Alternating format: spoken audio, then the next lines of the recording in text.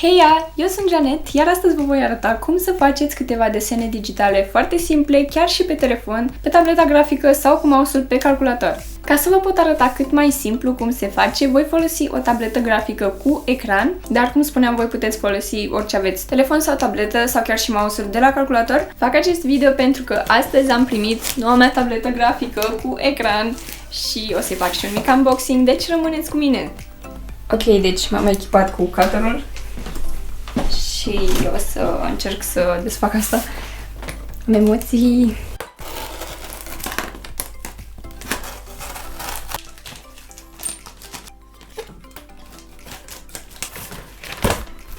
Oh my god. Ei. Greuță. O să dăm jos și cutia asta. Și acum scrie aici mare pe ea XP Pen, Drawing Different. Ok, hai să deschidem cutia odată.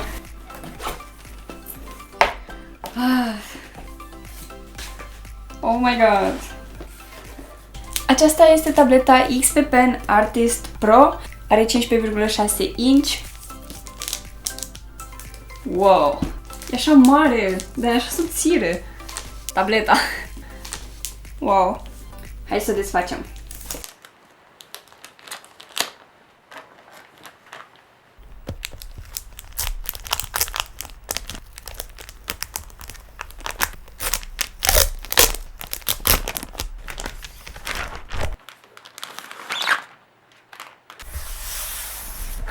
Așa arată tableta în toată splendoarea ei. Într-o parte are 9 butoane, dintre care cel din mijloc se învârte.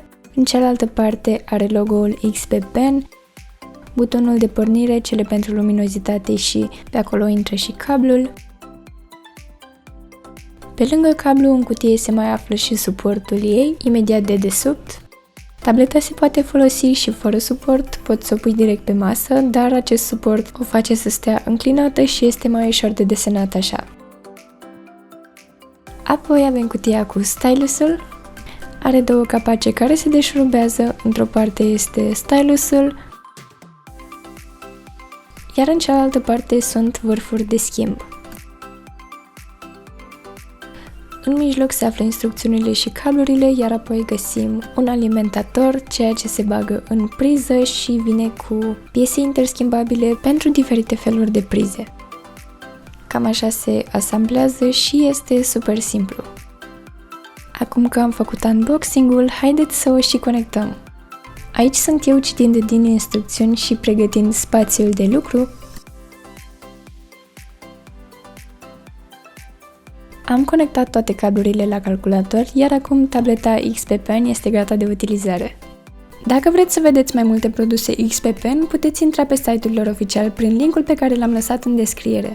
Tableta pe care v-am prezentat-o eu are prețul de 360 de euro, dar puteți găsi pe site și variante mult mai ieftine de la 26 de euro, iar transportul este gratuit și foarte rapid. Eu am primit coletul în 4 zile. Revenind, cam așa funcționează, este super simplu și desenezi ca pe hârtie. Totuși, înainte să încep să fac asta, vreau să le mulțumesc celor de la XP Pen că mi-au făcut cadou această tabletă minunată, cu care voi încerca astăzi să vă învăț câte ceva. Cum vă spuneam și la început, pentru astăzi am pregătit câteva desene super simple pentru voi, mai exact 7 la număr, ca să vă arăt cât este de simplu să lucrezi cu o asemenea tabletă și să vă ofer niște inspirație dacă sunteți începători. Ca de obicei, dacă aveți întrebări despre tabletă, despre desene, despre orice altceva, le puteți lăsa în comentarii și voi răspunde tuturor.